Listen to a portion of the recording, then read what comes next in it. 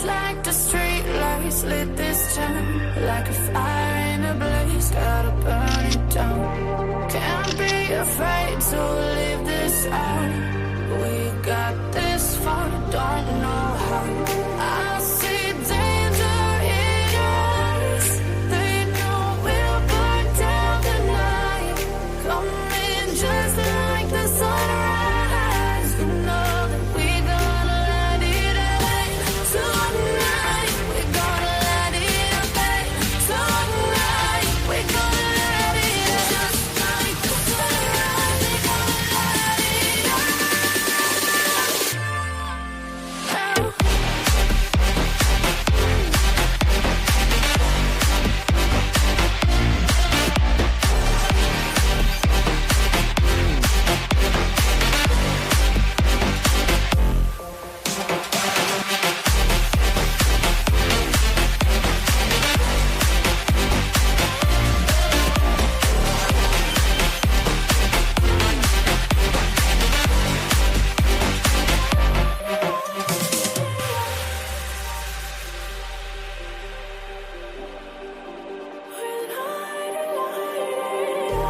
Just like a spark that's breaking out.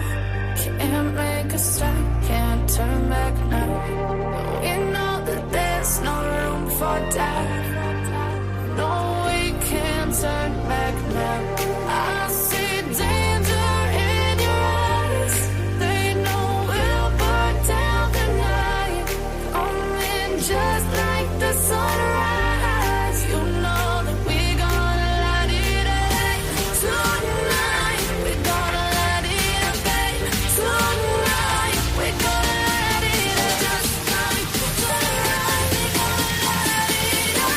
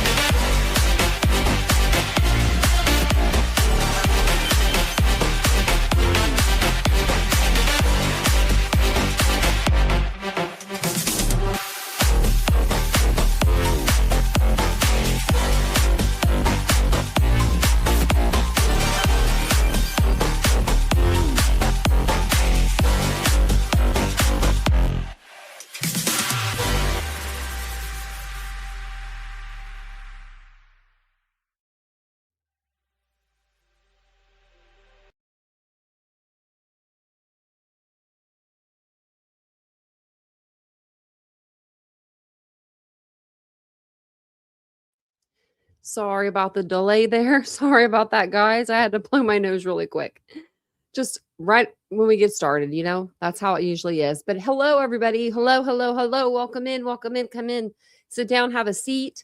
We are going to be talking about Nancy Guthrie again tonight. I know it's like an ongoing thing. Every time I think we're going to go to another case, something comes up with this case and we have new updates. So I'm like, oh, if it was like one update, I'd just do a pre-recorded, but it's a few different updates. So we'll go ahead and we'll go over it tonight. So how's everybody doing? Hopefully you guys are having a great start to your week. It is the 16th. I have it on the 15th. I think it's the 16th. I think it's the 16th today. We're just going to switch this over because, I have to know what date it is.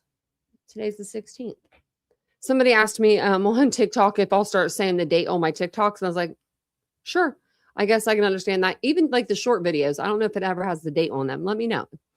But welcome in, everybody. If you guys don't mind, take a second, like we always ask you, hit the like button. It's free. It's kind to do. It's the kind thing to do.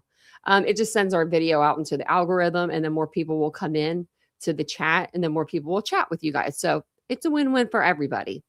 But welcome in, everybody. If you do like the channel, I hope you'll consider, if I can get it out, I hope you'll consider subscribing. If you appreciate the content, maybe you'll become a member. You could do so by clicking the dollar sign in the lower corner there.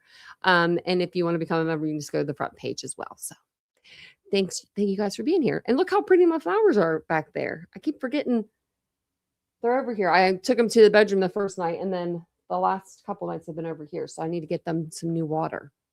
But they're really pretty. They're blooming. So welcome in, everybody. Hey, Ladybug. Hey, Kathy. Hey, Casey.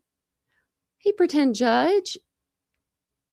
Hey, welcome in, everybody. Hey, Jet Set. Welcome in. Hey, Kitsy Cats. Hey, Lorna. How you doing? Hey, Lisa. Hey, Laura. Hey, Ashley Higgins. Oh, be careful driving. Hey, Maga Mama. Hey, Tony. Good to see everybody in here. Hey, Rita. Look at all these people. Look at all the members, too. Hey, Jackie. Hey, TM.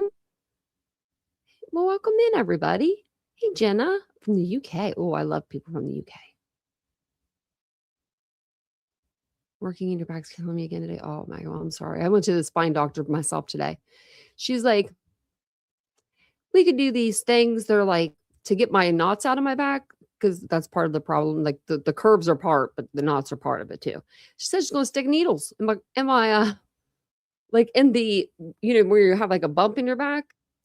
They stick needles in there, I guess. Hey, Citizen Sleuth. Hey, Happy Cappy. I was like, oh, I don't know about that, but we'll see. I'm one of those people I say yes to. When it's medical, I'm just like, whatever. Hey, Marcella. I'll put myself in like torture for it because usually you need it. Hey, DM. Did you hear about the new Ohio murder? Tip City? No, I didn't. Tip City's near me. Tip City. I think that's near me. I didn't hear about it. Let me put it in, see if it comes up. Oh, yeah. They're still hunting for the homicide suspect. The husband and children were unharmed. Who do they know who did it? I'll have to look at that. Yeah. Wow. Let me check my maps. I always have to check maps. Like, I don't know where I'm at. So sad, isn't it? Oh, wow. It's really close to me. Like, not really close, but like 45 minutes. But I mean, that's pretty darn close if you consider it, like the genre that we're in, right? Thank you for letting me know, Jackie. Yeah, I'm going to look into that. Please say the dates. Okay. I'll try to remember. And if I don't do it, comment on the video and be like, hey, say the date. And I'll be like, okay. Hey, Colleen. Welcome in, everybody. Did I miss anyone? I'm still going down. Hopefully I didn't. Ashley's my bad influence too. Colleen, she really is. That Ashley. Hey, Lenora. We were talking today in another chat about like keywords that we say in true crime, that a lot of people will say instead of like, we're at the 8-minute mark, so we can say it. Instead of, saying like killing, they'll say unaliving, or instead of like sexual assault, they'll say SA, which I say SA because it's just like abbreviation. But we were talking today, like if you're in true crime, you should say the words, right? Like the graping and stuff, like saying that, like it's just too much. And I agreed with the creator that was talking about it today. I was like, I say all the words. I've only had one time when YouTube has ever done anything to me about saying words. And I was saying, and I don't want to say it because I'll say it, but I was saying suicide a lot. Like it was it was a case that we were covering, and I was just something in the documents, and I said it probably 20 times. I mean, I said it a good bit. And they like after my stream, this thing popped up, and it was like the 998 whatever it is for like that's the domestic violence hotline, whatever the one is, the hotline for like if you're in crisis and like all this stuff. And it was like, if your people need help with like any help, like give them this number. And I was just like, oh no, we're cool over here. I wrote like YouTube that night. I was like, we're cool. It was educational. and my AdSense didn't go down or anything. Like they left it on. So I just thought that was kind of ironic because a lot of people will go around and they'll say like graping, and it's like that's just it kills me. I don't know. So well, thank you. They're red. I got them. I did them red for I didn't do them red for Valentine's. You're the second person to tell me my nails look good. Look at that. I'm having a great day. I had on a different outfit earlier, and this lady, the nurse, she was like, I love your outfit. And then she turned around, she's like, where did you get it? I was like, Target. I'm telling you. Oh, did I say commit suicide? I probably say that a lot. I do say that a lot. Yeah. It probably was Ellen Greenberg, actually. I was thinking, I was like, who would that case even been? It had to have been Ellen Greenberg, Dawn. You're probably right. But I was just like, oh my gosh. I know sometimes if I don't show your oh, there we go. I had to show Tracy's thing. If I don't show your stuff, oh, Ladybug's in here.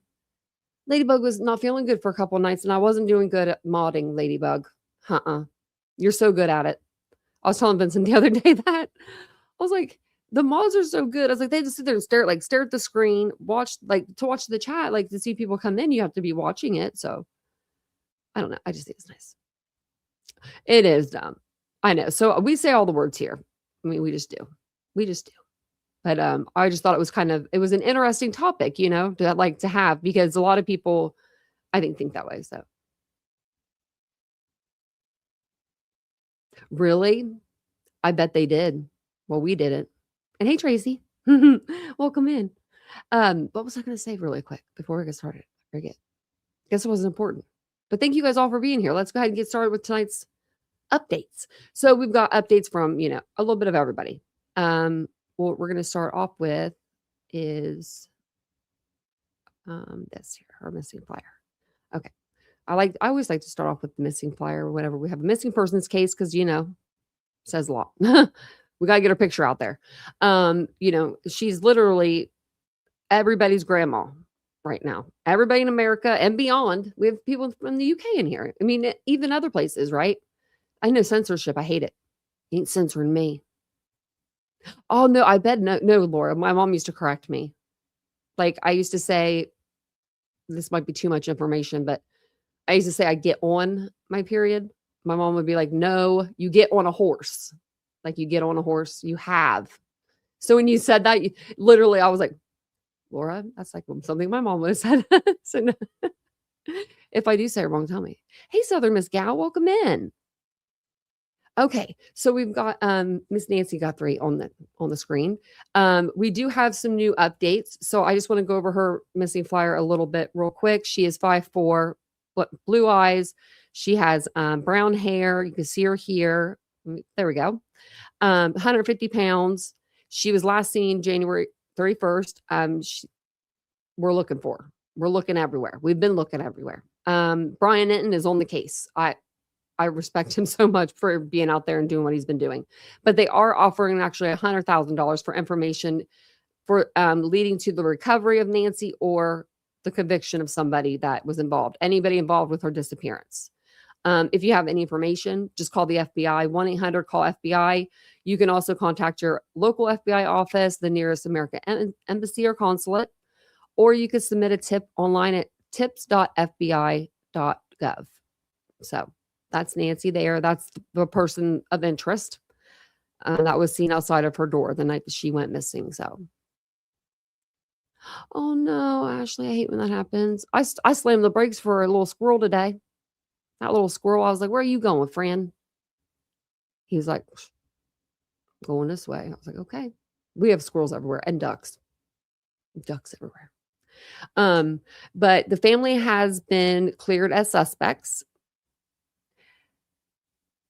I don't know if Banfield's going to come out and tell her 2.3 million people that the son-in-law is no longer a suspect because, that's what they said. Or if she's just going to buckle down on that statement. But I don't know. We'll see. I tagged her, so she'll see it. But a statement from Sheriff Chris Nanos on the Nancy Guthrie investigation. To be clear, the Guthrie family, to include all siblings and spouses, that they did that on purpose, has been cleared as possible suspects in this case. The family has been nothing but cooperative and gracious and are victims in this case. To suggest otherwise is not only wrong, it is cruel. The Guthrie family are victims, plain and simple. Please, I'm begging you, the media, to honor your profession and report with some sense of compassion and professionalism. Now, Chris Nanos, you may not have said a lot of things that I would agree with in this investigation. The Monday morning quarterback, the I don't knows, the I'll check with my guys, the I'll give you a written statements. There's just some things I'm just like, you kind of weird. But this is to the point. And I like this. I like this a lot. They probably have done lie detectors, DNA. They've been interrogated. Their homes have been searched.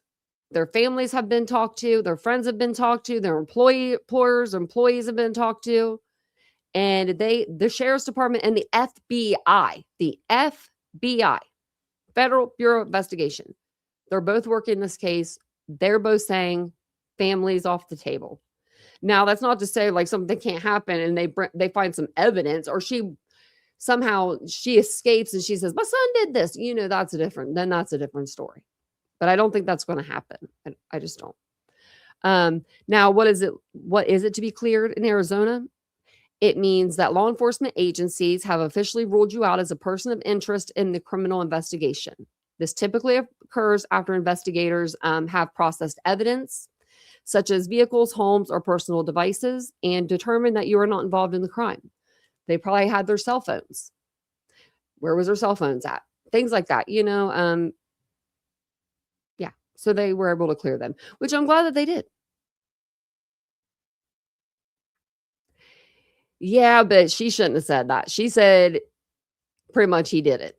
Like prime suspect is what her thumbnail said. That, Ashley, come on now. She was implying that he did it. I mean, you can't do that. You can't sit there and just accuse people. I mean, you can. Welcome to YouTube. But like, she's going to fit right in. She's going to fit right. She's going to fit perfectly right in. She's, give it a year and her name will change. So it's just an article saying what I just kind of told you, but it just says Savannah Guthrie and her family members are not suspects in the disappearance of their mother, Nancy Guthrie, according to authorities. To be clear, the Guthrie family, to include all siblings and spouses, has been cleared as possible suspects. Pima County Sheriff Chris Nano said in a statement on Monday, February 16th, the family has been nothing but cooperative and gracious and are victims of this case. To suggest that otherwise is not only wrong, it is cruel. The Guthrie family are victims, plain and simple. Please, I'm begging you, the media, to honor your profession and report with some sense of compassion and professionalism. I mean, we got to give these guys the same grace that we gave Dylan and Bethany, right? They're saying they didn't do it. They didn't do it. The family had never been officially identified as suspects by authorities. They have never been identified as suspects. They were never even in the realm of possibilities. However, speculation has run rampant in the case since Nancy, 84, was last seen after being dropped off at her home by family members on January 31st. This appeared to come after authorities obtained a warrant and searched the home of Savannah's sister, Annie Guthrie, and her husband, Tommaso, I don't know how to say his last name, Sioni. I think it's Sioni. Officials believe a masked hooded figure seen on Nancy's doorbell camera kidnapped her in the early morning hours of February 1st. And they probably looked at the body, like, and you know what I mean? They probably looked at Tommaso compared to the guy at the door, her brother compared to the Cameron, I believe his name is, to the guy at the door. Savannah, of course, and then Annie, of course. I'm just assuming that that's what they did.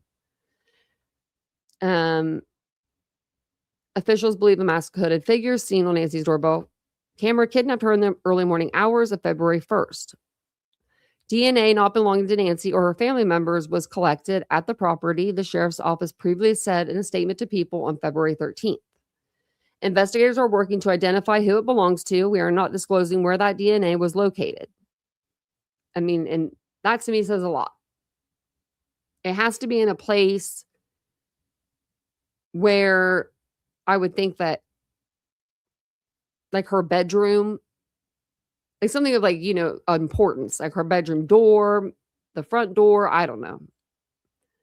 Meanwhile, a glove was found about 2 miles away that the FBI says appears to match the gloves worn by the intruder seen on the camera footage. Do you think that's his glove? Do you think he would dispose of a glove so recklessly? I mean, maybe. Maybe somebody would. I wear gloves every day. I mean, my glove doesn't end up somewhere. Like literally, I wear like just blue surgical gloves every day when I clean. I don't want to get chemicals on my hands or anything. And I don't like to get my hands wet if I don't have to. I'm weird. I'm weird, weird, weird. The only time I like is just when I wash them. I don't like them to be like soaking, you know what I mean? So if anyone ever comes at me, I didn't do it. Did she hide a key? Oh, wonder if she did under that mat. I saw a TikTok the other day. This lady was oh my gosh. Okay. This lady was walking with a knife in her mouth. She had a bed sheet on. That's it. And she was looking under people's doors at this apartment, trying to look for keys to get in.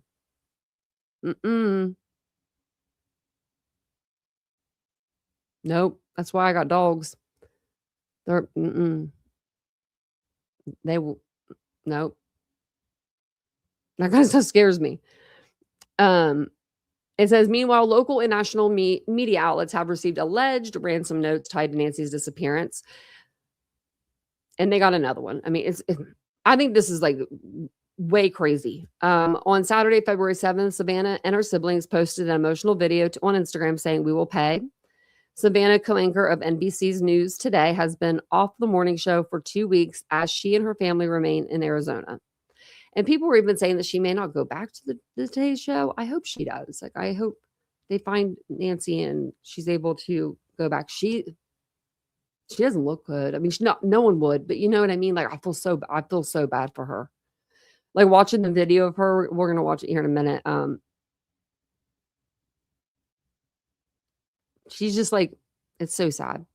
Hey, keep grinding up. Welcome in, everybody. I saw some people coming in. Hey, Crystal. Hey, Renee. Okay. She is looking up. This is like, I was like looking at her, like when she goes to award shows, she literally wear like every outfit that woman has worn. I would wear it. Like it looks like something I would pick out. Like she looks so put together, you know what I mean? And just very poised. And like in this video, she's sitting down like on like the side of like a rock bed, like a flower bed or something, you know, or like if you would have a bush, like a bush tree. This is like a cactus thing. You don't know what they're called, but like, you can tell she was probably just outside, maybe getting some fresh air and decided to make this video or something. Do you know what I mean? Or like, or maybe that she, you know, I'm sure the FBI helped her with it, but you know, maybe she decided this was the time to make it, you know, I mean, it's just really sad.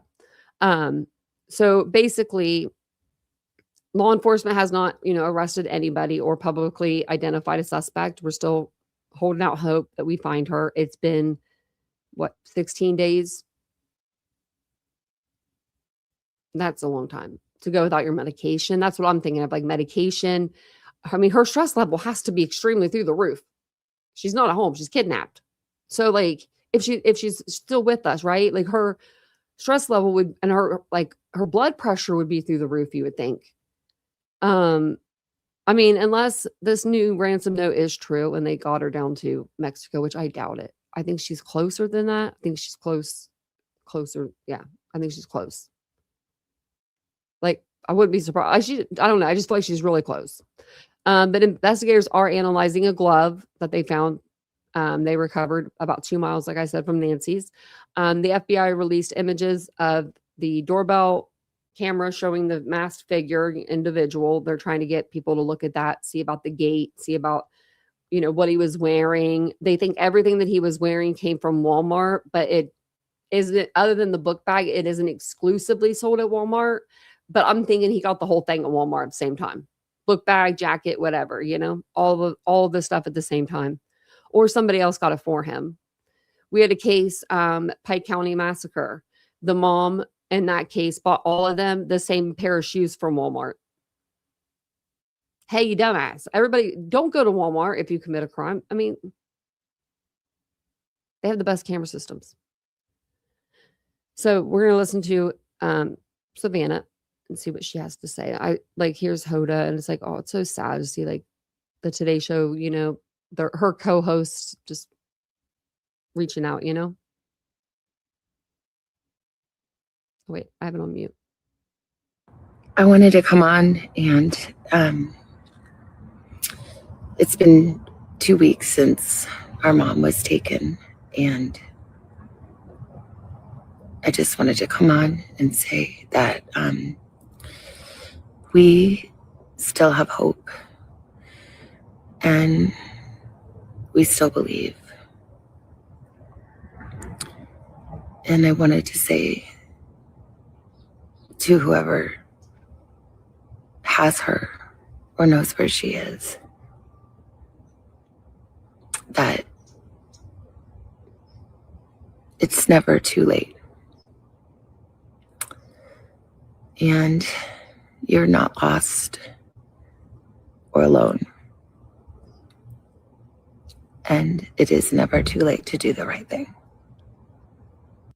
The FBI told her to say that. And we are here. And we believe. And we believe in the essential goodness of every human being. And it's never too late. So sad. Could you imagine this being your mother? Just imagine that just for 1 second, like middle of the night, masked intruder.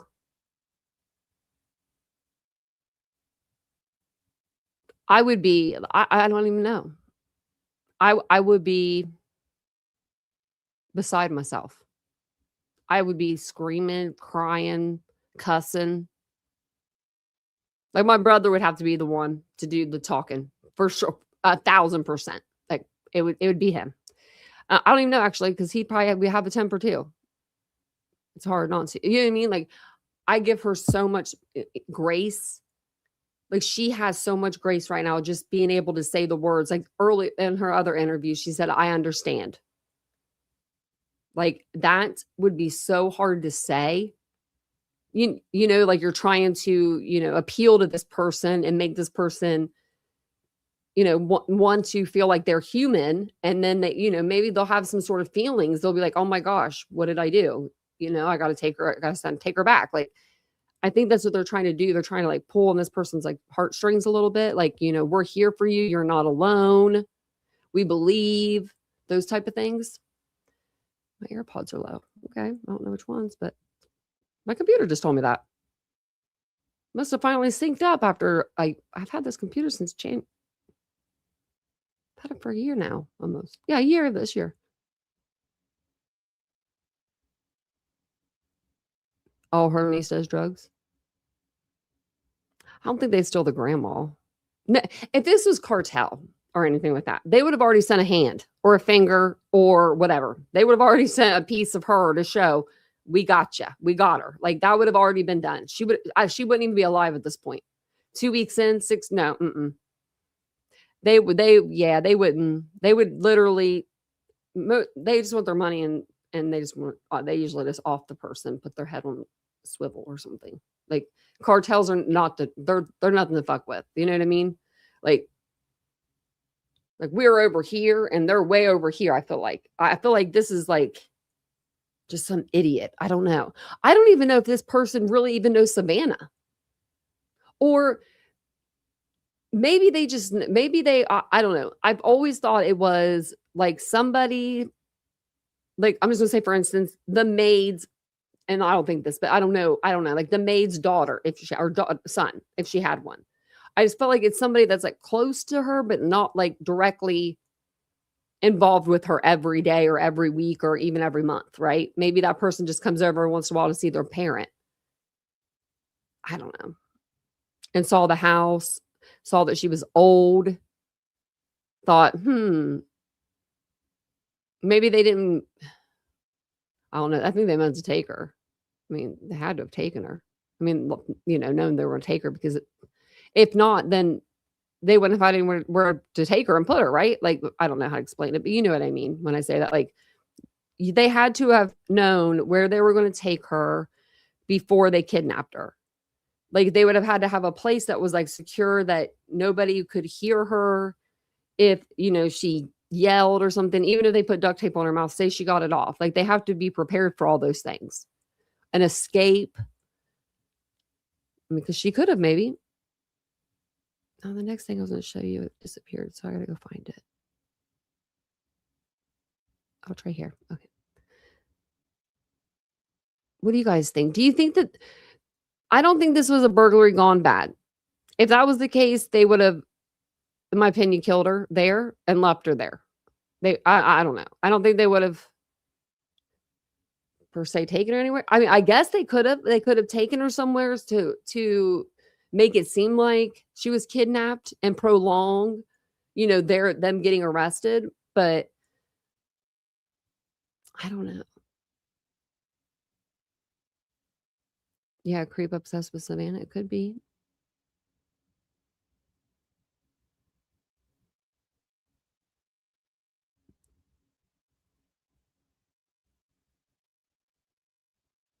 I'm just reading the chat.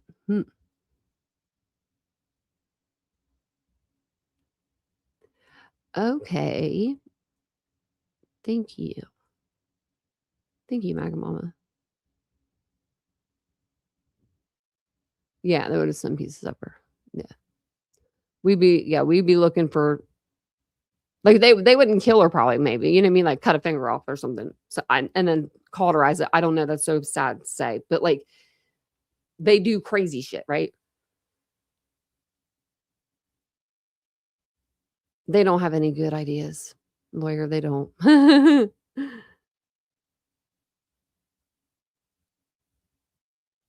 That's true. I wonder what he had in there. I've always thought that. Like, what has he got in there? A tent? I mean, like some clothes maybe to change into. But why would he need to change into clothes if he wasn't going to, like, get biologicals or anything on him, right? Maybe he thought he might hurt her. I don't know.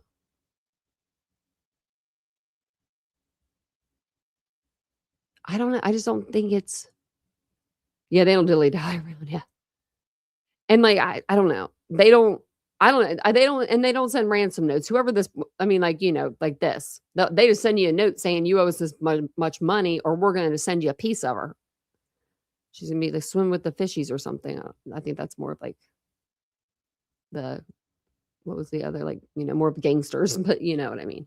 So, of course, they did increase the reward. If you guys didn't know, which, I mean, I think everyone knows that they increased it from $50,000 to $100,000 for information leading to her whereabouts or an arrest. And authorities are reviewing thousands of tips right now. Why does he keep telling me my battery's low on my AirPods? Oh, I think it's because they're right out there. Keeps doing that. I don't think the letters are real either. There's too many of them. If even one of them was real, it's like, how many do we have now? This is number 4. Okay. I wonder what the ratings were like on TMZ before these letters started coming in. You know what I mean? I'm about to compare this video to another video that's similar, because it's TMZ receives 4th demand. So media outlet TMZ reported receiving another email demanding money in exchange for identifying the suspect. Can't say they're not putting in the effort, I mean,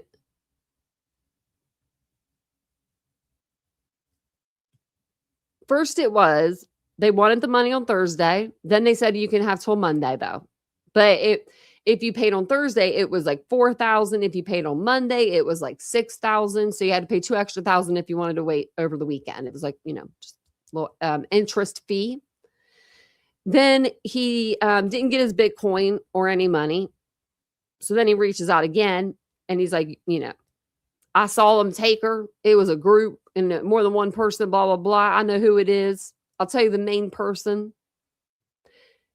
They never did, but they never got no money. So they probably wouldn't tell. And now we're here with Harvey Levin again. Oh, Harvey. Maybe Bree.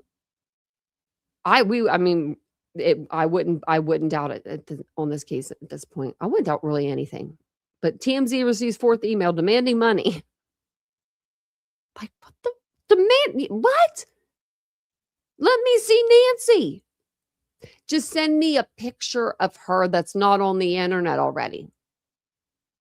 Show me her in her PJs right now. You don't even gotta, she ain't even gotta speak. I just want to see a picture of her. Just call his bluff. Call their bluff, whoever it is. Look at, Harvey. Okay.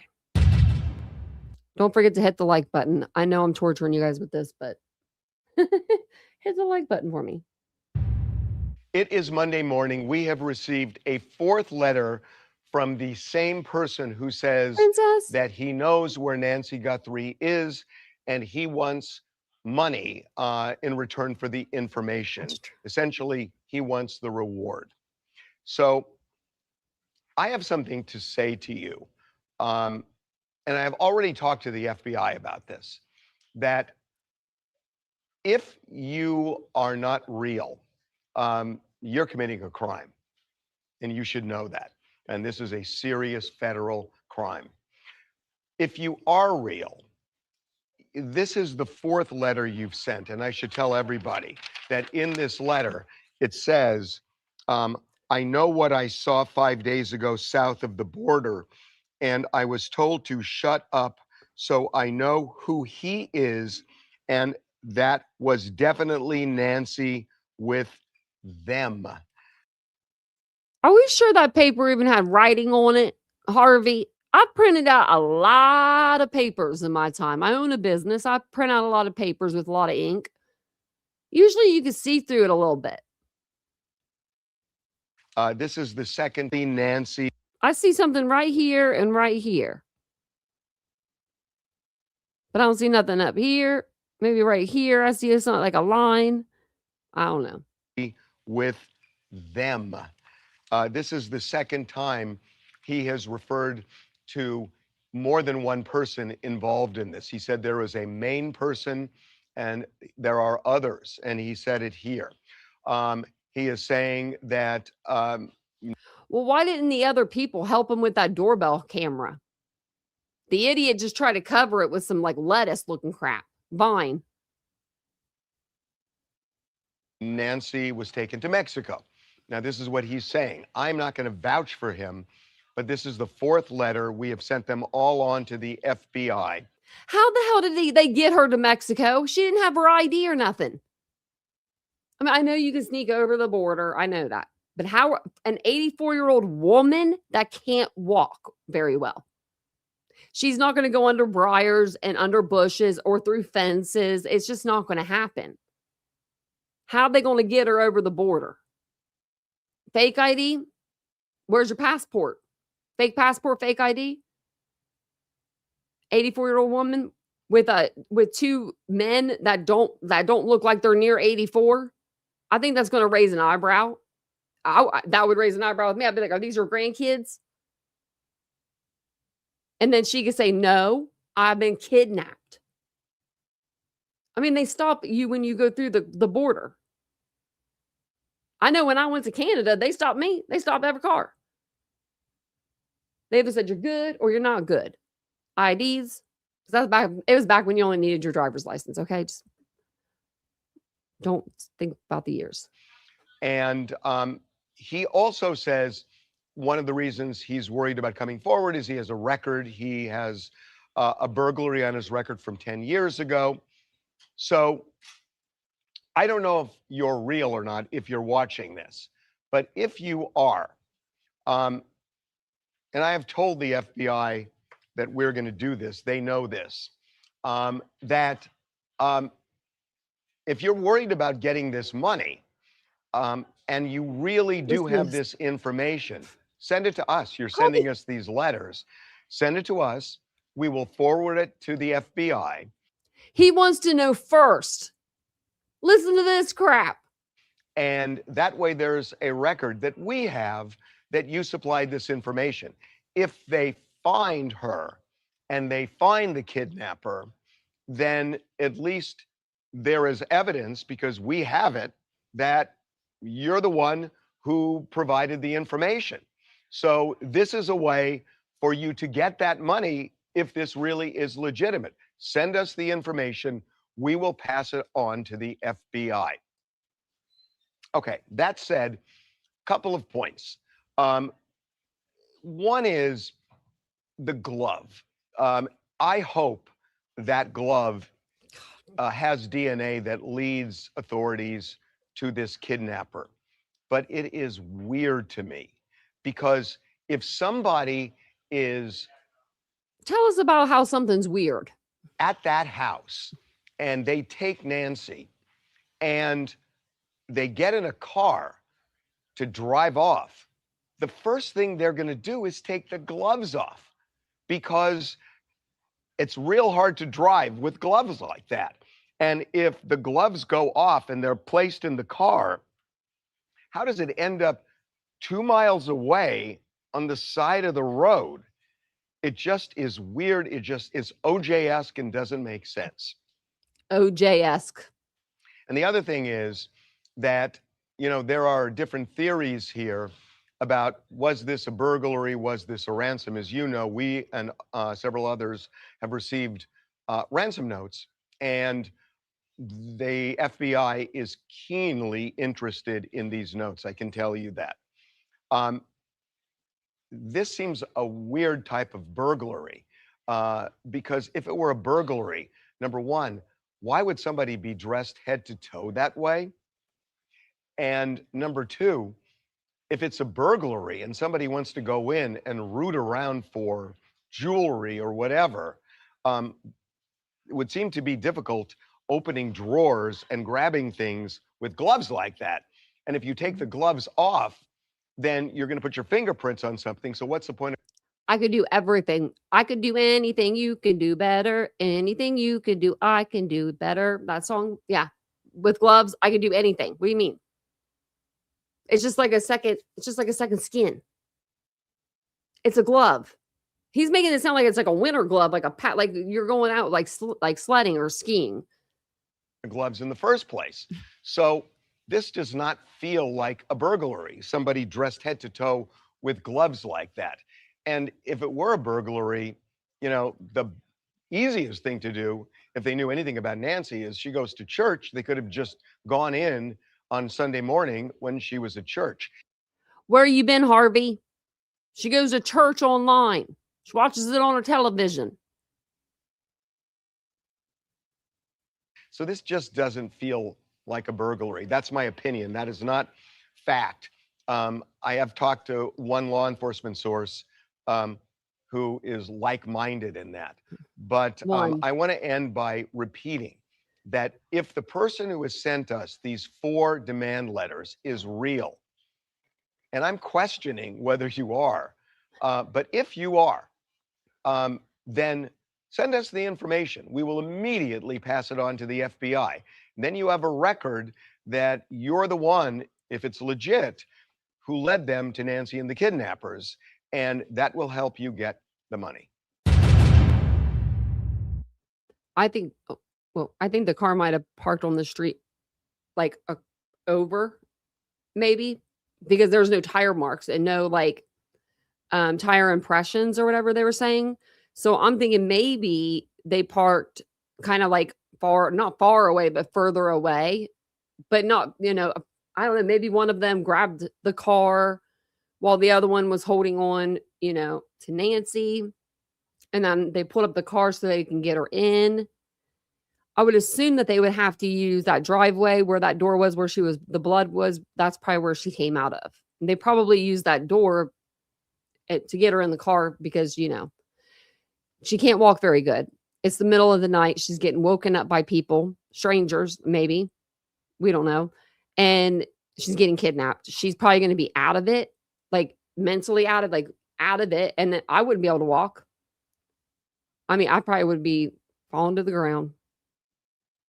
But I also have metal in my legs, but I can walk more than 50 yards.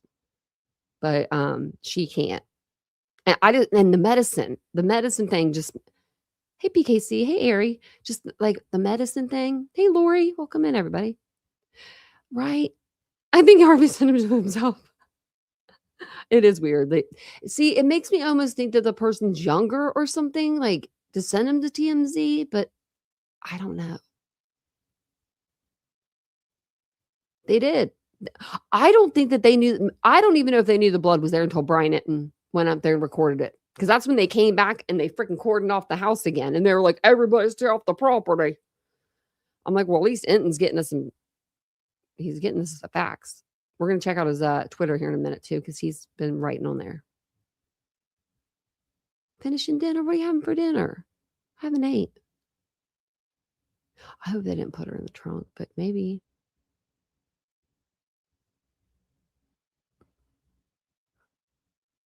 Yeah, they don't usually wear masks. Well, they normally go in the daytime too. Like a lot of burglaries are done in the daytime because people aren't at home.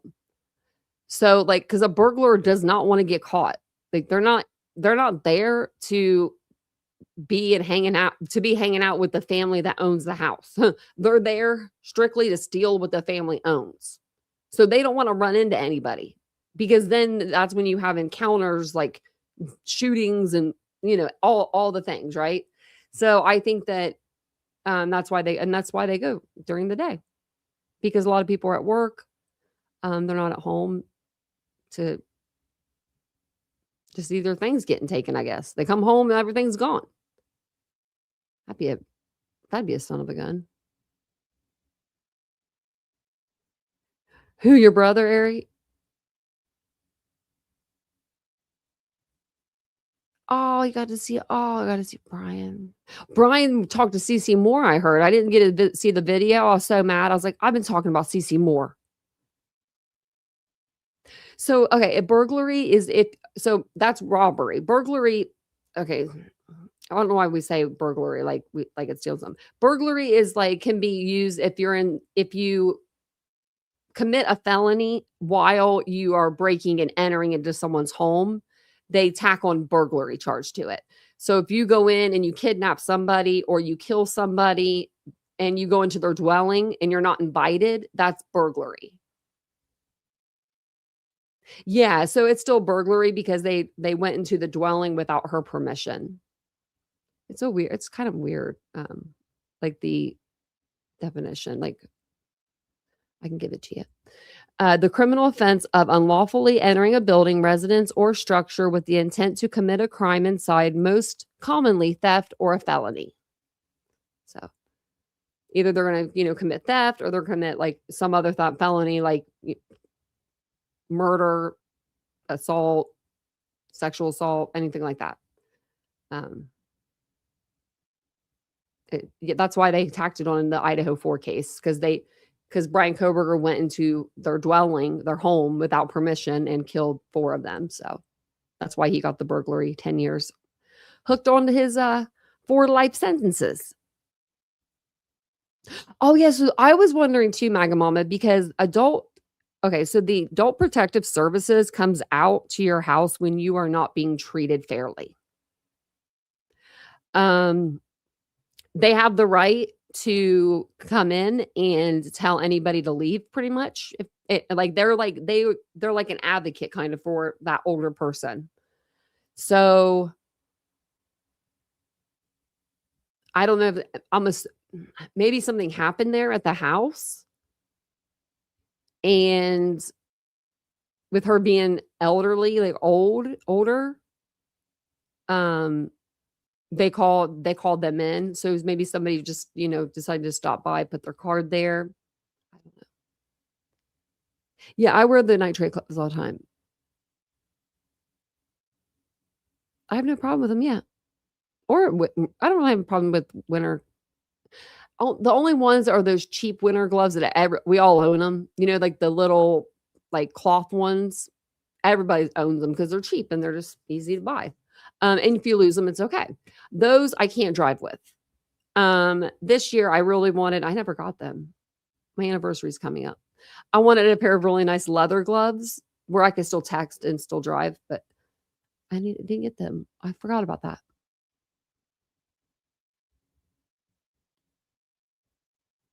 Oh, I didn't know that area. Maybe that's not, I bet it is nationwide.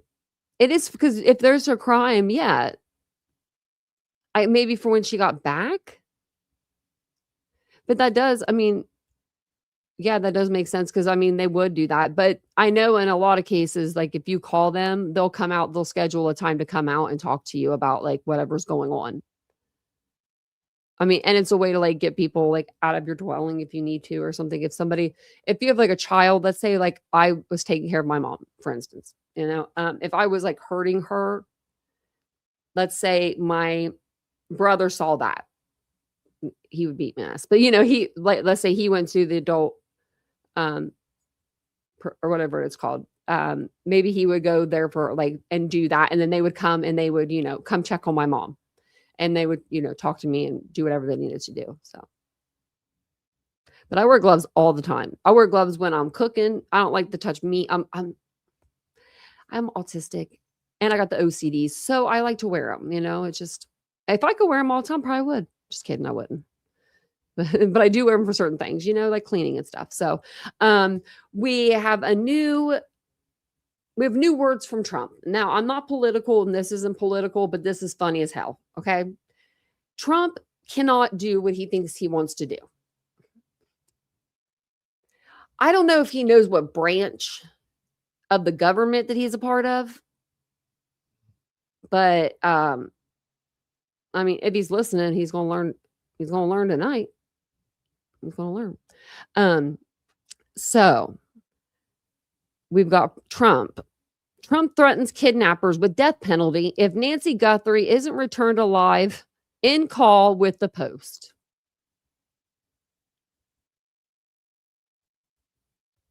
The United States president cannot directly sentence someone to death. Sentencing is a judicial function requiring due process, a trial, and a jury verdict of your peers. While the president can influence federal capital prosecutions through the Department of Justice, they cannot issue a death sentence. I don't know what he's doing. Gulf of America. We've got I think he said he's going to rename Mexico or something. I don't know. But now he's saying, if you don't bring her back, I wish I could hear him. I want to hear him. I want to hear him say it. If you don't bring her back, death penalty. Well, I would love that. But I mean, if anyone Googles this, they're going to know. They're going to be like, oh, I'm not worried about that. I'm not worried about him. But look, he does look mad there. Look. I'm sure he always does. President Trump told the Post Monday that those responsible for kidnapping Nancy Guthrie must release her unharmed or they will face the most severe federal penalties. In a brief phone interview, I wonder how brief, probably real brief, Trump said he would want the Justice Department to seek the death penalty if the 84-year-old mother of NBC Today Show host Savannah Guthrie is killed. Okay, well, if we're doing it for her, we got to do it for everybody. I mean, really, like, I mean, anybody that's killed, death penalty. Anybody that's 84, anybody that's elderly, death penalty. I'm just saying, because we know why he's doing it. Savannah, that's not fair. Like, you know what I mean? That's not fair to other people that are out there missing, or I mean, look at us. I mean, we've been streaming this for 2 weeks now, and I should be taking my own advice, but you know what I mean? Like,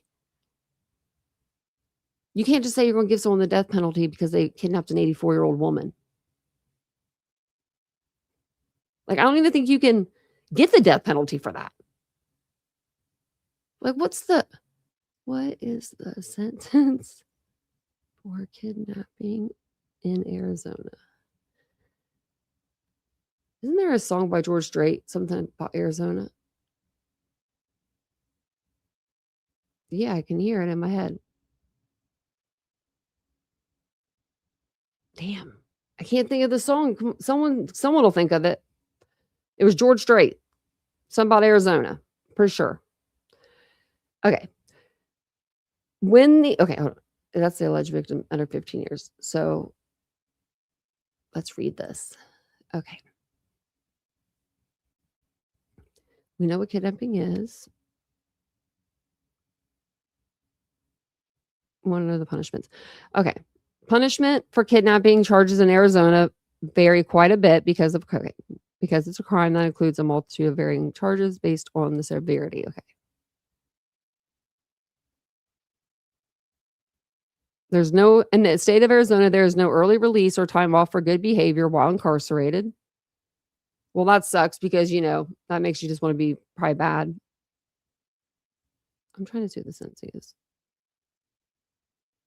Okay, so this is if the dangerous weapon or instrument was used.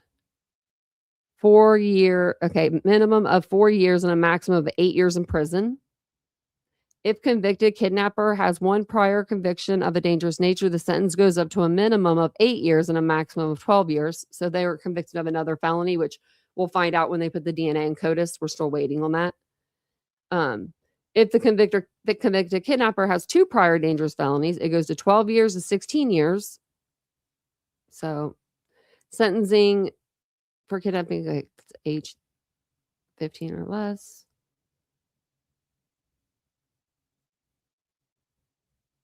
In cases kidnapping charged the person has been proved charged. Maximum 21 years to 35 years. So like 35 years in prison. Maximum. I mean, if it resulted in death, that'd be different. I mean, like,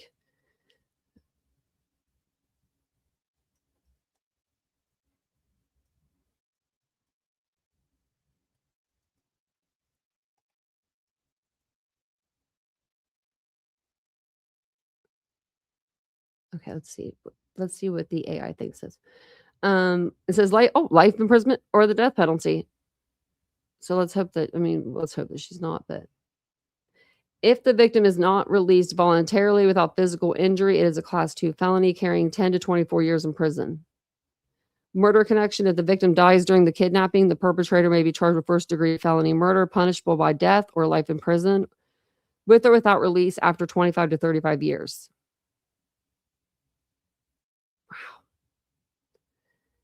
Oh, they utilize lethal injection or gas for the death penalty. Oh, damn. No. Give me the needle. No. The gas chain. They still do that? Okay, that's like, I don't know. I don't know about that. Like, I'm like this with the death penalty. I'm really finicky with it. I really am. I'm not going to lie. But putting somebody to death in a gas chamber or in the electric chair, which I think only one state does that. I don't even know if they do it anymore. Or like, I don't know. That's just, or firing squad. I don't know. That gives me the heebie-jeebies. I would never get the death penalty. So, I would never commit a crime like that. So I'm good. But I still have like empathy, in there. So it still gives me the ick to think about some of that. Like, the needle just makes me think like, okay, they're going to sleep, dying, Let's see if they have, like, I want to see if they stop. Does any state use the, oh my gosh, it came up. I swear you're listening to me, Google. Yes, oh my gosh, several states. Alabama, Arkansas, Florida, Kentucky, Louisiana, South Carolina, and Tennessee. With South Carolina making it the default method under certain conditions. Damn, so if you do something, you got to get that. Because I know that Ted Bundy, he picked the electric chair, I'm pretty sure. Yeah, Idaho brought back the firing squad. And everyone said they did it just for Coburger. No, they didn't. They haven't killed anybody there in 40 years. We looked it up. We know all the inmates. There's 9 of them. 8 are men and 1 is a woman. And don't mess with her because she killed her husband. Like, we went to town on that. We definitely we looked at everything, didn't we? So does he say anything else? Asked if that meant the DOJ would request the death penalty, Trump answered, the most, yeah, that's true. How does he know? If I was head of DOJ, I would be like, don't be telling me what I am and ain't doing. The president called Savannah Guthrie on February 4th to offer federal assistance in the case, with the FBI ultimately recovering bone-chilling images and video last week of a masked man standing at the suburban home's front door. Okay, hold on a second here. Give me a second. I thought they called them. Hold on. Where's my damn timeline? Because they called them in earlier than that, I thought. I thought it was only the second. Maybe it was the fourth. But was it the president? Oh, whoa. Was it the president that called them in? Or like requested them to come in? Or was it the sheriff? Because right here, this little the presidente is saying, he called Savannah on February 4th to offer federal assistance, with the FBI ultimately recovering like this, like, all this evidence because he called the FBI in. I thought the sheriff had to do that. Is he breaking another law? Okay, stay in your part of the branch of the government. Just stay over there, Mr. President. I like to give people a hard time. So no, the president ultimately can't give anybody the death penalty, but it's fun to flex. So now we have the secret lab. Inside the top secret lab, working to find Nancy Guthrie's abductor, and why mom and daughter at the helm are fixated on solving the nation's toughest crimes. So this place is based in Florida, inconspicuously, in a quiet building.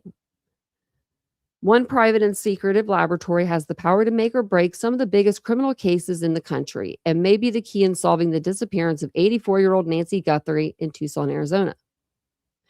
I have good faith, actually, in the people of Florida. Yeah, they like to solve crimes. They like to put people to death, too. Scientists at DNA Labs International in Deerfield Beach. That's where my cousin used to live. Take blood, bones, skin, and cells, and even trace genetic material shipped to them from law enforcement agencies around the country to identify suspects, clear the innocent, and solve crimes that once seemed impossible. DLI, well, it's not, inconspicuous anymore. She put their name out there, was founded in 2004 by a mother-daughter team, Kristen Carlson and Allison Nunes, who wanted to make sure women and girls who were crime victims did not have to wait too long for DNA results. Speak further. The pair rarely speak publicly, and there's good reason why. Forensic DNA consultant Susanna Ryan told the Daily Mail that says private labs often remain tight-lipped during active criminal investigations, not out of secrecy, but because of strict legal and procedural limits on what they can disclose. Yes, they just don't talk at all. That's what I do. Private labs will have a case submission form, and it tells us who we can talk to, and I cannot release information to anyone else. Ryan, who is also the lab director of Pure Gold Forensics, a private lab in Redlands, California, said, "They certainly can't talk about this case. That's part of it." DLI examined a glove found in the close vicinity of the Guthrie's home in the Catalina foothills of Tucson that the FBI believes matches the gloves worn by a masked intruder caught on video at her home early in the morning of February 1st when she was abducted.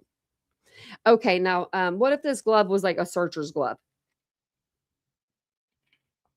Like, they don't all have to wear the same gloves. I'm sure, right? Or they discarded 16 of them. So what if one person had these gloves because he likes these gloves better than like the ones that they have? Maybe the ones that the search team has rips or something, and he had them in his pocket and one fell out. Maybe he's watching the news right now and he's going, "Oh shit, that was probably me." Because I couldn't find my other glove that day, but I don't want to say anything because then I'm going to be like looked at as a suspect. Hey, Jen. Hey, Mandy. Welcome in, Mandy.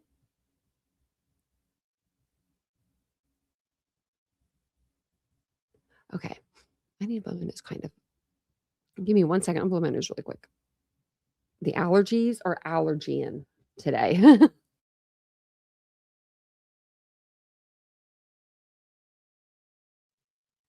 Okay. It's like a whole process, I feel like, when I blow my nose. I feel like my mother. Sorry, I had to cough. I didn't want to cough in your ear. But I do. I told Vincent that today because I had like tissues on the nightstand, like 2 of them. I was like, oh my God, it would look like my mother. Look at her. That's what she should be doing, living her best life. She's 84, bring her home. Really, it's like pisses me off. This is the glove, I guess. What if he was walking to the scene? I don't know where this glove exactly was found. Like if it was found like in, like, like if you had to walk into the, into this or this rocky area because it's all desert out there, or if it was like towards the side of the road. I don't know if you guys know. It says it's just by the Guthrie's home. So I think it was the glove like 2 miles away. But what I'm thinking is like if it was right by the road, maybe the person was walking from their car to Mrs. Guthrie's house and they had gloves, just a bunch of gloves there in their hand. Maybe they're pulling them out of their backpack or something, to put them on, and he dropped one because they do stick together. You know how like when you get gloves, I could even go get you my gloves right now because I took them out of the box and I put them in this basket. But like, they stick together. So whenever you first get gloves, like in a box or whatever, and whenever you take them out of the box, they're like this. They're like suction kind of together, and you have to like pull them apart a little bit. And sometimes they get stuck together. Mary Beth, missed you. And hey, Rachel, school is out there. I think school is out here too. I think maybe for President's Day. I'm not sure. I don't think we got President's Day off.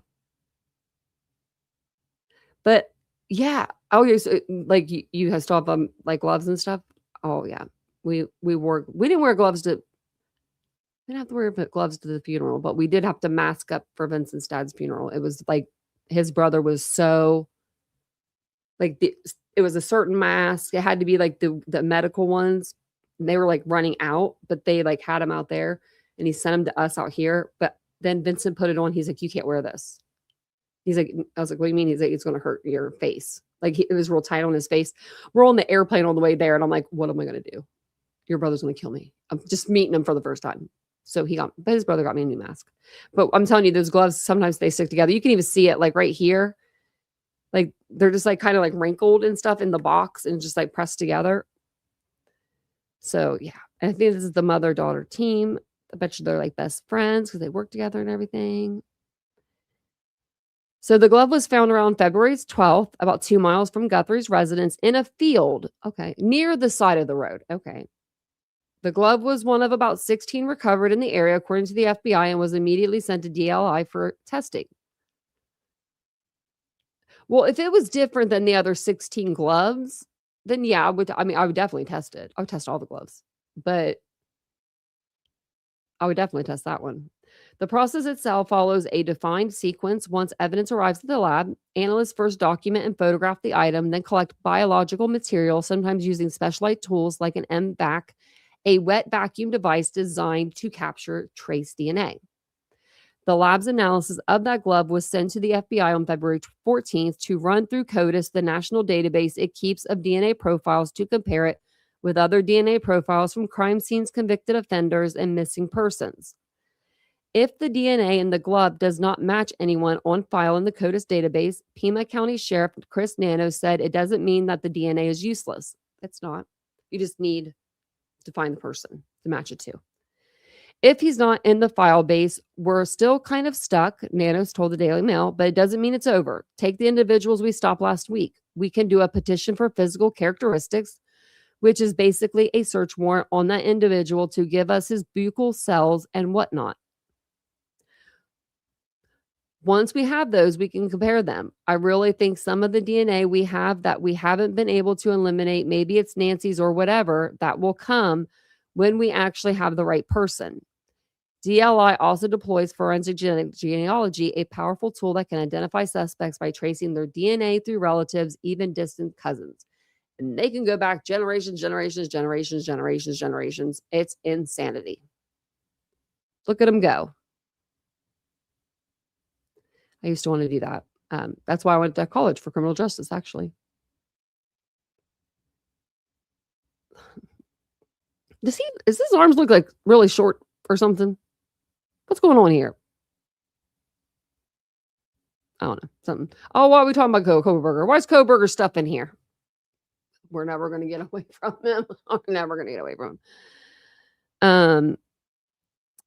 DLI uses forensic genealogy, which traces DNA through relatives, the same technique that was used, to link the DNA on the knife sheath left by Brian Koberger to his family.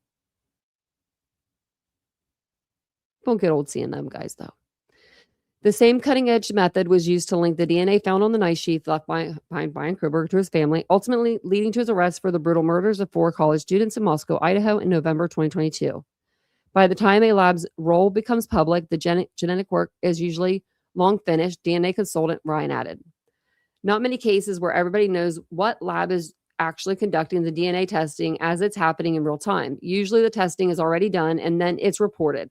Oh, we have a match, so this is quite a little bit unique. Yeah. I don't know how they knew which lab they sent it to. I guess they just figured it out. They knew it was a lab in Florida. Daily Mail was on it.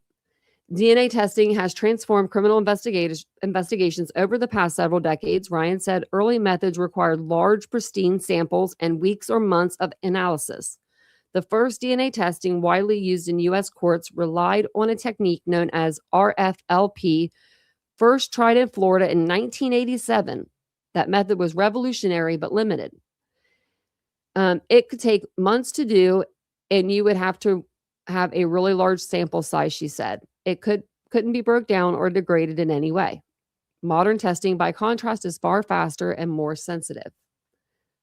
Polymerase chain reaction, or PCR, reminds analysis allows an analyst to amplify small amounts of DNA. Current short tandem repeats, or STR, analysis examines many specific locations on the DNA molecule to distinguish individuals. They use the same, I think, for Brian Koberger's thing.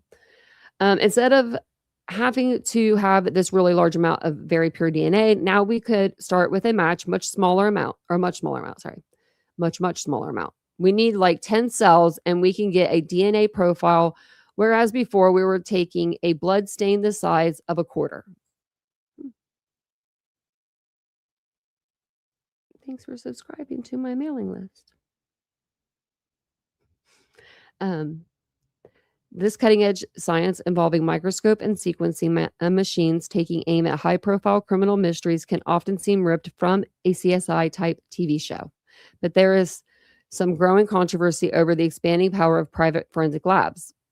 Okay, DLI represents the new frontier of criminal investigation where private companies wield powerful technology capable of solving crimes once thought unsolvable.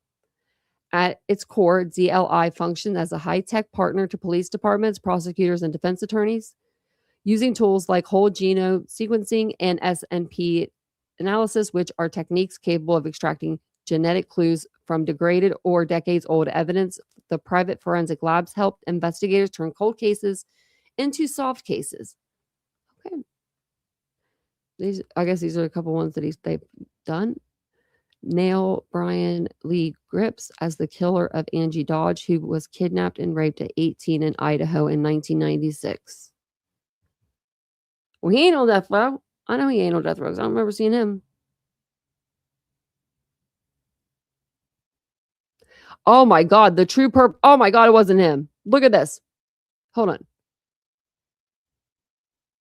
The true perpetrator was caught 23 years later with what is called autosomal familial match or searching. A man who served 20 years in prison for the crime was exonerated and released. Oh my shit. Can you imagine 20 years of your life in prison and you didn't do it? Oh my, no. I would, I would go mad. I would go mad. I would go crazy, insane, mad if that happened to me.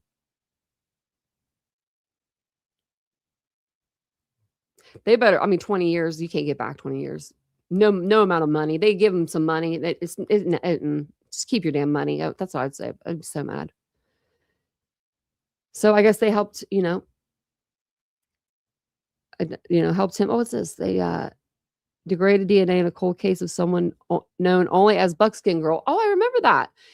Named only for her jacket, whose body was discovered in Ohio in 1981. Yeah, she was, I think, Indian. And they They called her that because she had like this little buckskin like jacket on. DLI helped lead investigators to identify her as Marcia King, a 21-year-old from Arkansas who vanished years earlier. In 1957, the body of a young boy was abandoned in a cardboard box in Philadelphia. I remember that. And was known as the boy in the box. You guys remember that? I do. My parents probably talked about it because it was Philadelphia, and that's where we're from. DLI Labs helped analyze preserved genetic evidence that had been preserved and identified him as Joseph Zarelli in 2022. Wow. That was him. Critics argue it blurs the line between investigative tool and genetic surveillance, and they also claim that the government should not necessarily be outsourcing crucial data to private companies. Well, they'll get in trouble. That's what I say. Oh, they got him a little thing. They got him. They set this up for him. Oh my gosh, that's so sweet. Private labs are held to the same exact standards. Yeah, we are accredited, the same guidelines, and the same audit documents. We have people coming into our lab to ensure that we're following those standards. Yeah, leave them alone. I mean, really, leave them alone. They're doing the Lord's work out here. Really, I mean, I wish I was that smart. Like, I mean, like to be able to go back into someone's, like great grandfather, and then start from there, and then work your way this way. I mean, it's just incredible what they can do. I would be like, what? He's, your brother, sister's cousin's friend twice removed, huh? Like, I wouldn't. I mean, yeah, people still talk about the boy in the box. Yeah. Yeah, it was horrible for that boy. Yep. A child caught it. No, I don't think so. Yeah, the boy in the box was huge. Yeah. I remember my parents talking about it. Like they talked about true crime all the time. My mom really didn't, but she listened to my dad, and my dad loved him some true crime. Let me tell you. I'm gonna refresh Brian Enton's page. We're gonna go over and see what he's up to. We're gonna start at the bottom, like of today, right here. So we've got 8 hours ago, sheriff said we can confirm that the clothing seen in the video may have been purchased from Walmart, but it's not exclusively available at Walmart. This remains a possibility only. I'm assuming he bought it at Walmart. I'm assuming he got everything at Walmart. He got the book bag there, right? I'm assuming he probably bought the jacket at the same time. Maybe he bought the whole thing because he knew he was going to go do this, right? I don't know.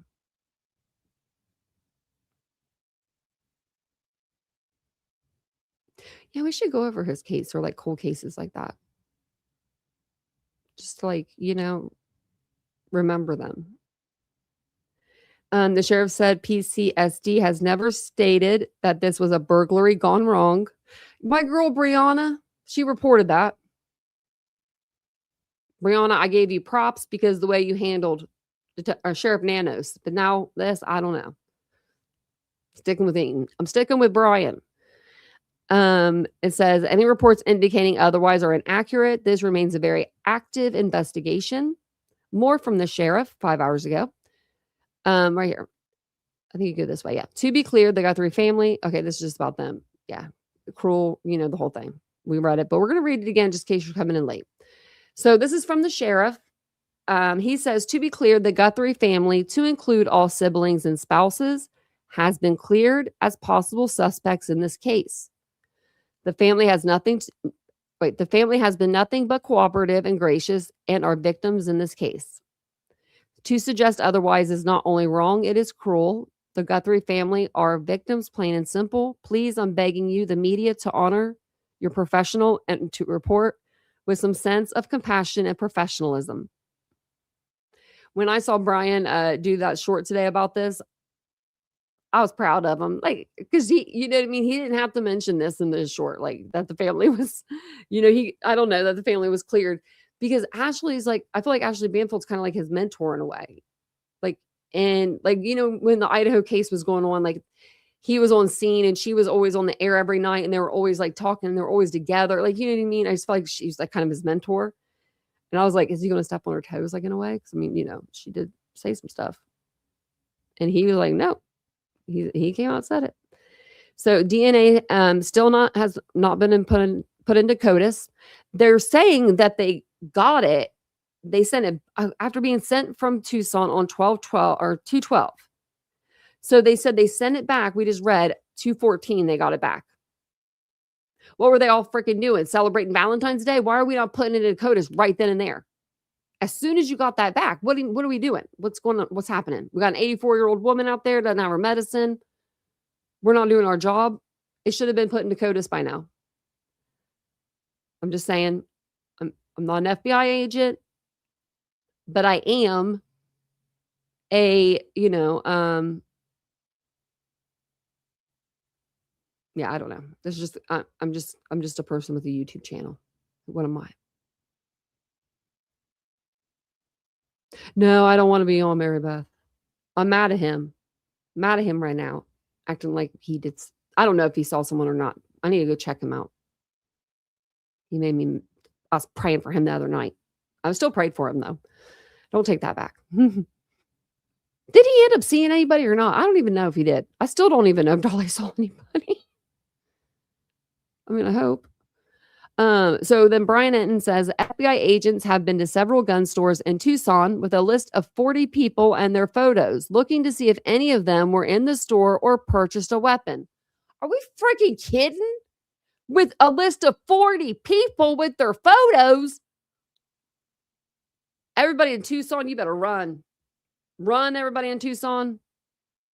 What is this? This is fun. Well, this is a fun time. So instead of putting the DNA, running it through CODIS, because they could do that at the sheriff's department, they're out running around to gun stores with 40 pictures. If someone came in, I used to sell guns. I used to work for a place called Dunham's. I'll let you guys know. I was young. I was like 22, I think. 22, something like that. Maybe when I was like 20 to 22, I think I worked there. I was actually 19 to like 22. I worked there. I sold guns when they would put me back there. I didn't like doing it, but they would put me back there. And if somebody were to walk in my store, like federal agents with 40 freaking photos for me to look at, they all look the same. I would say all my customers look the same. I don't pay that much attention. Unless that person literally went in there and made like a big scene or did something that was like suspicious. 40 people? I don't know. That's just a lot of people to look at.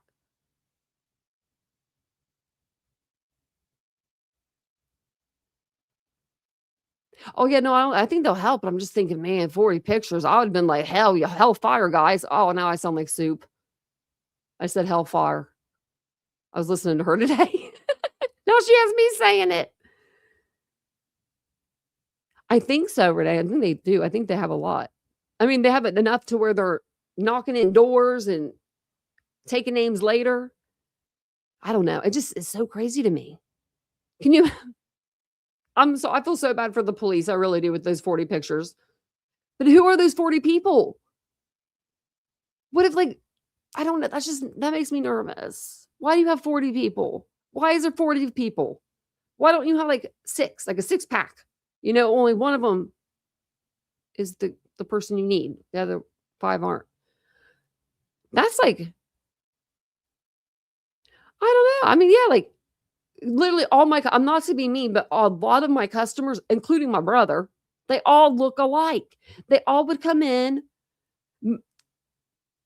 90% of my customers would come in wearing bibs and some flannel, or they're they're hunting clothes, smelling like deer urine. And, that's just what they do. That's just how they do it. They I worked at a store called Dunham's, and they happen to sell guns. They're long guns.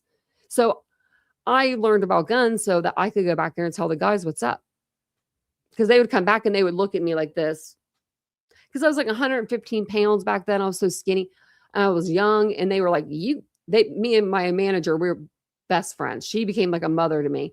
And they were like, you two are going to help us. And we would impress these guys. We're like, yeah, what do you need? You want a 410 rifle for your son right there? He looks like he's about the age to start shooting. And then, you say something like that, and then they'd be like, oh, damn, she does know something. So it'd be funny. Thanks, Lauren. I appreciate that. I really want to get her back. I really do. I want to see like a family reunion here. And all these people that are writing, if you just happen to listen to this, I mean, I doubt you will, but you never know. If you listen to this kidnapper that has Mrs. Guthrie, if you don't bring her back, we'll give you a deadline. Okay. Just like the ransom notes, they're probably not from you, but we'll give you a deadline. We'll give you until tomorrow morning, 9 a.m. Bring her back. Actually, you know what? Bring her back in the middle of the night, drop her off about a mile down the road and tell her to walk home. Like, I don't know. So you can skedaddle so you don't get caught, right? Do something, but get her home safe. Just bring her home. Just bring her home. If she doesn't know who you are, she doesn't know who you are. I mean, I don't know if you showed her your face. You probably did. But, my whole thing, Phil Dunham's, yeah. I liked Dunham's actually when I worked there. A boy thought I was cute, and that's how I got hired. He wasn't even the manager. He gave me an application, told me to come in on Tuesday for an interview, and then told the manager, he's like, I gave you an interview on Tuesday. She was like, what? And then we ended up just clicking. And she's like, she literally became like my mom. She was there like after my car accident and everything, like helping me.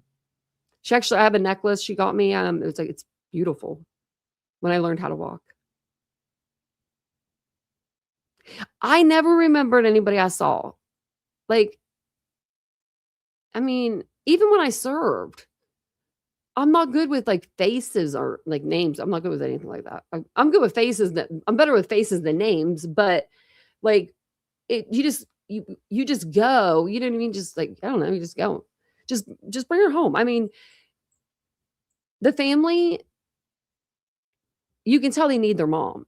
She's 84 years old. Let her live out her, her last days in her home. Like, what if someone kidnapped your mama? Think about that.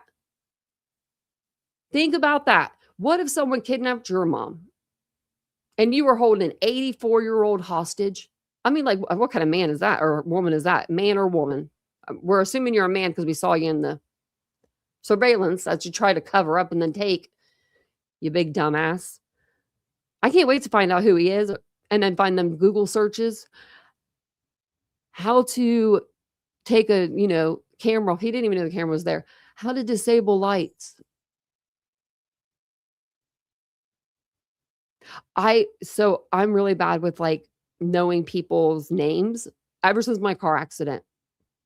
I know I hit my head a few times in that accident, and I hate it so much when I go back to my hometown. I'm so afraid I'm going to see somebody and I'm not going to remember them.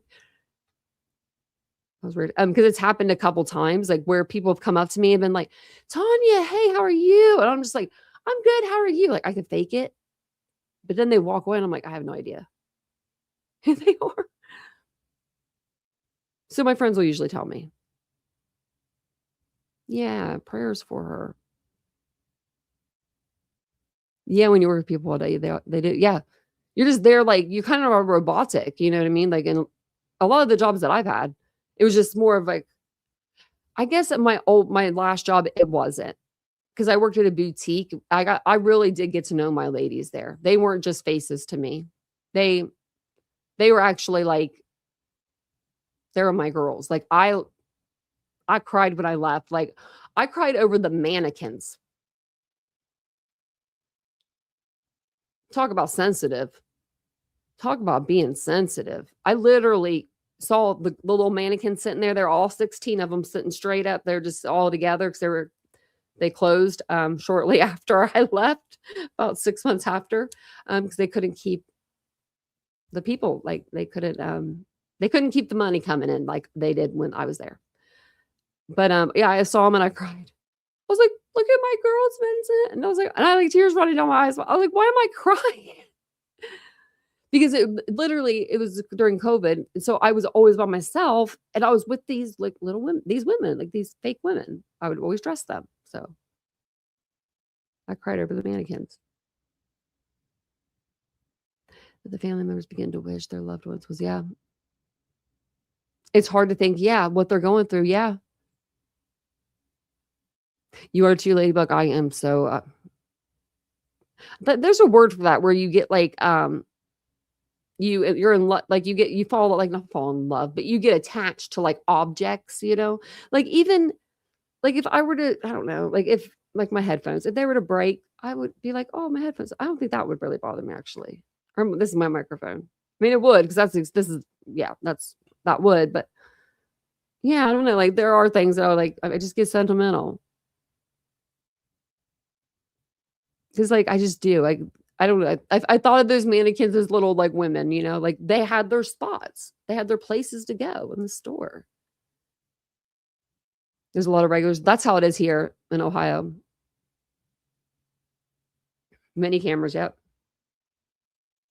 Kind of like, I guess, pawn shops. They probably remember a lot of their customers. You know what I mean? Like, and maybe they got it at a pawn shop. Maybe they need to check that. Colleen, I'm attached to my gray hoodie. It's literally my uniform. I feel you there. I was talking to this lady today about she said she liked my outfit, and you guys have seen it. It's the white one, and it's a champion, and I've only worn it once, but it has like the buttons and it buckles over. A lot of you guys said you liked it. I have it in blue and red and white. I have it. So the lady was like talking to me, and I told her, I was like, I have it in all 3 colors it came in. If it came in another color, I would have bought it too, probably, because it was on clearance. But if I like something, I will buy it in every color. And I'm like, I feel like I have no style, because I'm like, I go for comfort. I don't know. I have some cute shirts though I could wear. Here in the South, even our dogs are carrying weapons. I love that, Stuart. I got to pack a little something on my dogs. They're sleeping together right now. There's an empty bed. It's huge. And the cat, he was sitting by the door waiting on Vincent. Comfort. I love comfort. Yes, Mag. Yeah, purses too. Mm-hmm. You're attached to your guitars, my drums, my keyboard, my bicycles, and my cars. I can understand that.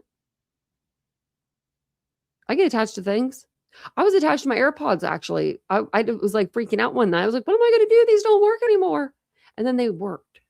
I think Vincent got me a pair, and then they worked. I have 3 pairs. I have one of them only has 1. So that one that's kind of exit. Does counts itself out. With shoes and purses, yeah. If you can find a good pair of shoes, my mom used to always say that, good pair of shoes and a good, bra for the ladies. She's like, there's just some things you just can't cheap out on. And I didn't realize that in my 20s, like I could wear any kind of shoe. And before my car accident, heels every single day of my life. You would never see me in a flat shoe, not ever. Not unless I was running, like doing like physical activity. And then I wear sneakers or something, but I always wore heels. I still have a big bin of them in our storage, and I'm like, I can't get rid of them. I don't know. I love them. I still want to keep them. But Vincent's about my height, so I usually don't wear them. He doesn't care, but I just usually don't wear them. Good night, Crystal. You're a Skechers girl. I don't think I've ever owned a pair of Skechers, but I have a pair of shoes. They're Hush Puppies of all brands. These things are the most comfortable shoe I've ever worn. And then I have another pair of shoes. They're called Me Too. They don't even sell them anymore. I'm trying to get another pair so bad. They're like they look like a little moccasin shoe. And they're black, and they're so cute, and they're so comfortable. Mine has a little rip in it, the leather. I still wear them. You can't really tell, but I need to get a new pair, but I can't find them anywhere except for on those secondhand places. And these are the shoes that you don't want secondhand. I wear socks with my flats, but some people don't. And I don't want my foot going into a shoe that someone else's foot was in. No. Criminal justice, actually, Stuart. Yeah. And applied science. I got my degree in those 2 fields. The person slushing ones. These hush puppies were great. These are great. I couldn't believe that. I forget. I think that brand used to be like an older brand or something to wear. But these are so cute. I don't even think I have them in here. I don't. I have shoes on this back closet while I'm thinking. I got like cowboy boots. I bought those for a wedding over the summer. Speaking of which, haven't talked to her in forever. And she sends me a Cash App link for her son's birthday. I'm like, I just spent $300 for your wedding. From Cookhouse. What about the hush puppies from Long John Silver's? They have hush puppies. I don't like them. I never liked them. I'm not a big Long John Silver's fan, but they have them there. You're a former detective, Stuart? We might have to have you on the show sometime. That's really awesome. That's really, really awesome. At the end of our lives, we normally just kind of talk about whatever. That's what we're doing now. Applied science for you too, Bree? Yeah, I graduated 2009? Or was it 2011? 2009. Wow. Yeah. It's been a while. I'm like, oh my gosh, it's been a while.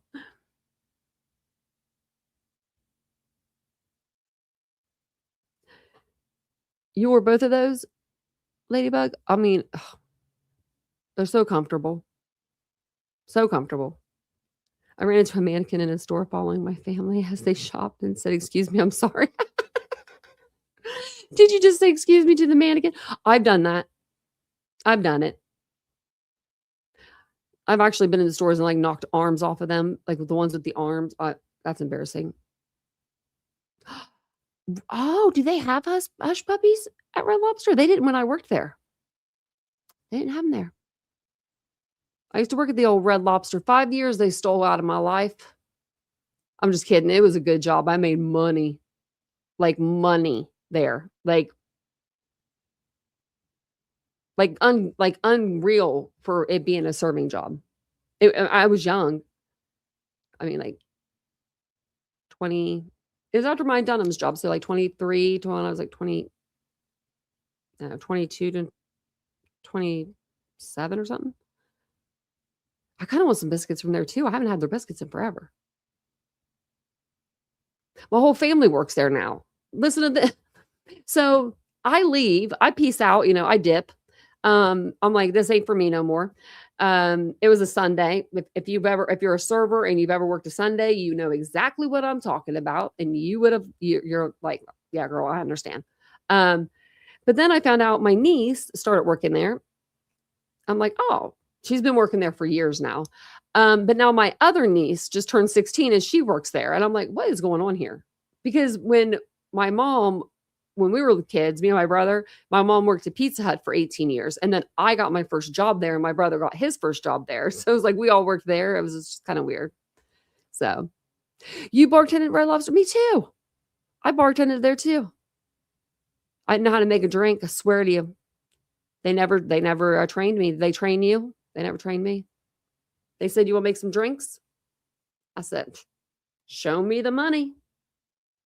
And then I made someone's drink. They got a Long Island top shelf, and I made it with quarter of each liquor instead of like half of that. It's supposed to be like an eighth or something. I don't know. I put in way too much. I could barely put the Coke in the top. And the lady was like, whoever made this, tell her to make me another one. I was like, well, no one taught me.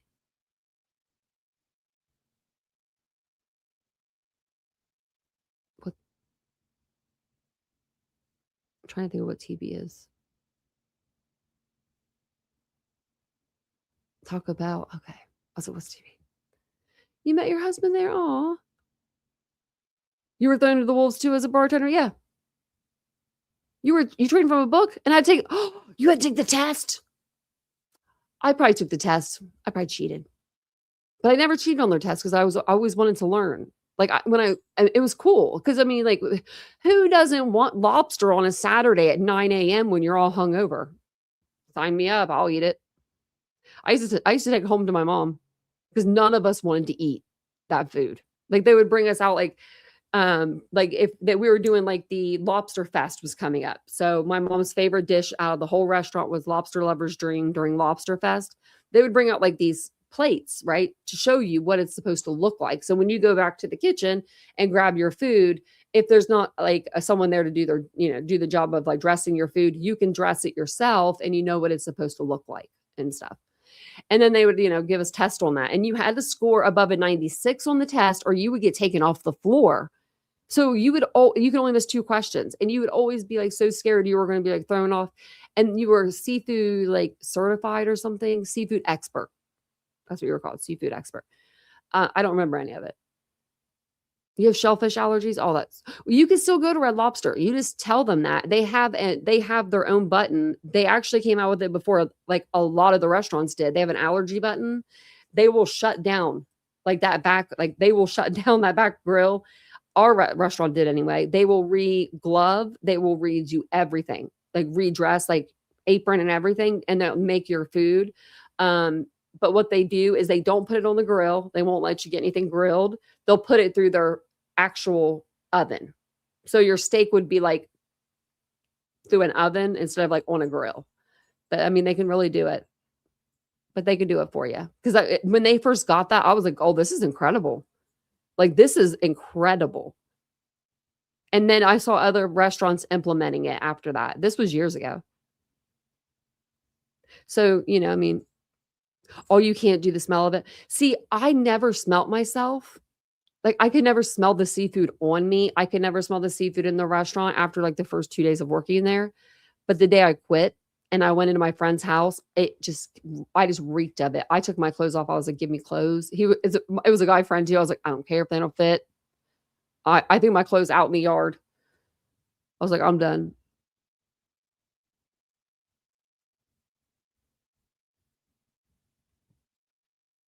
Oh, wow, Ladybug.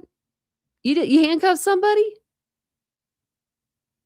Oh, man, I don't know if I'd want to be handcuffed by Ladybug. I feel like I'd be such a disappointment. like, you know what I mean? When your mom tells you she's disappointed in you, slap them cuffs on. I love like Red Lobster, though. I do love me some Red Lobster. I'm not going to lie about that. Your youngest daughter's allergic to shellfish? A lot of people are allergic to shellfish. Captain D's has the best hush puppies. We have a Captain D's in like Circleville, Ohio, which is like way far away from me, probably 2 hours now. It's like back where I used to live. It was like another town over. I always have to check my phone. 60 miles from me now, yeah. Well, I better get off here because I just realized I forgot I have to go to the physical therapist tomorrow. Yay! But I did get the massage added to my physical therapy, and he's probably like fuming right now. No, he's probably laughing at me because I asked him one day because I saw this woman at so where I go, I have to take pictures for you guys. Where I go for physical therapy, that's where they send like the athletes, like Ohio State football players and like basketball players and all the sports people.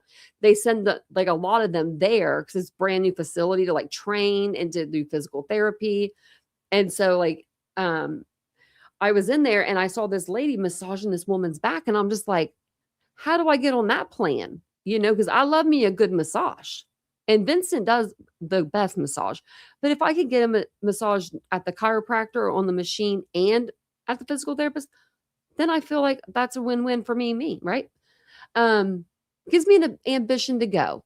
So he was like, oh, I don't know if he said he doesn't do it or if he doesn't know. But he said something like weird. I don't know.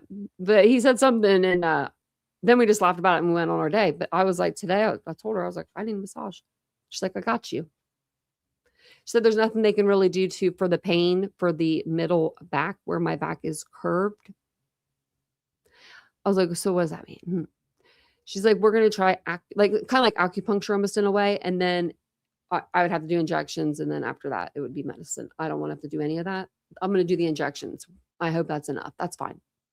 Just give me a massage. I'll be fine. It's good because like at least with this being like, part of my job, like this and then my store, I can sit down when I need to, or if I need to lay down, I can lay down if I needed to, you know, which I'm good with you guys. I mean, for a couple hours, not bad. But I could always sit back, like, look how far. My head still likes. Vincent makes fun of me because he says I always have my head sticking out. Yeah, he's PTs, and I think he knows. I think he knows how to do it. So I hope he can do it because, like, I don't know, I like him. He actually is just got. He should be like getting home, like maybe yesterday or something from visiting his mom in Australia. He went to visit, like, he went to surprise her. I'm like, that's adorable.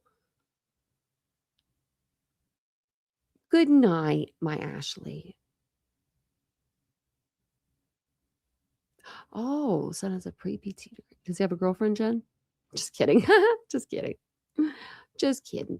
I'm a happily taken woman. 10 years almost. The 28th. Can you believe that crap? He put up with me for 10 years. I don't know how he's done it, but I'm proud of him. He should get something special. I'm going to do something special for him, but I don't know what yet.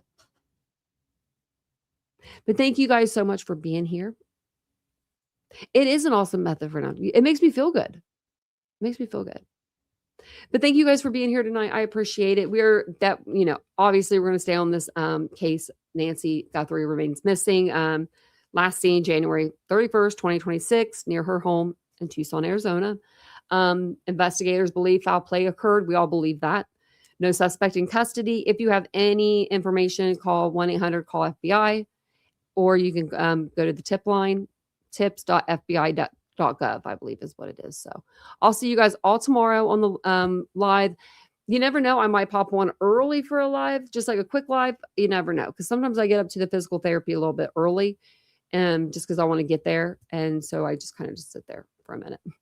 But you never know. So if you have your notifications on, you'll be all set. Thank you guys so much for being here. I appreciate it. I'll see you guys all tomorrow. Have a wonderful night. Lock your doors, lock your windows, get your pets, in your bed, get all ready, get snuggled up.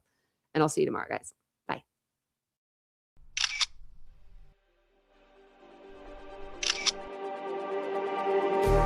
Just like the street lights lit this town, like a fire in a blaze, gotta burn it down. Can't be afraid to leave this out. We got this far, don't know how. I see danger in your eyes. They know we'll burn down the night. Coming just like the sunrise. You know that we gonna let it rain. Tonight, we gonna let it rain. Tonight, we gonna let it rain. Just like the sunrise, we gonna let it rain.